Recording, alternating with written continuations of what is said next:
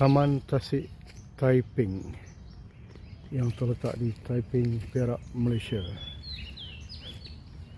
Tasik ini berusia 146 tahun.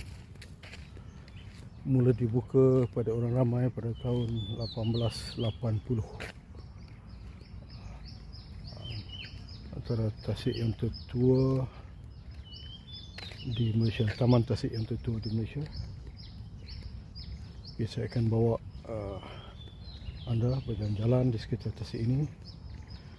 Hari ini hari Ahad, hari Senin. Ya.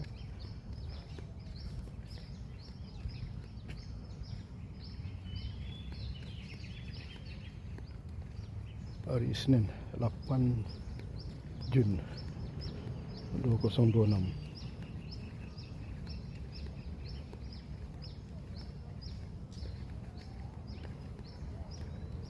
Okay.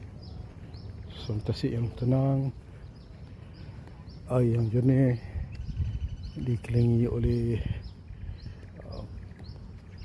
pohon-pohon tasik.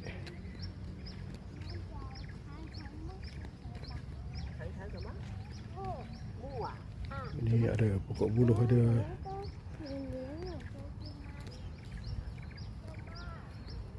burung-burung berterbangan. Suasana yang sungguh aman damai.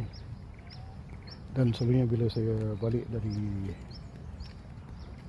Alor, balik ke rumah di Kajang, saya akan singgah di sini. Ataupun dalam perjalanan dari Kajang ke Alor juga saya singgah di sini untuk jalan-jalan di sini, terutama di Taman Tasik Taiping. Okey, saksikan tasik yang tenang, airnya kehijauan, boleh melihat bayang-bayang pokok dan tasik.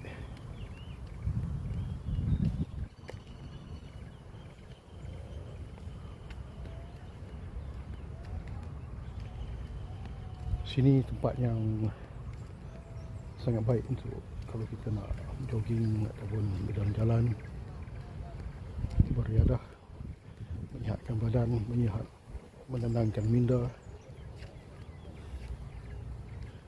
Kerana suasananya sangat tenang.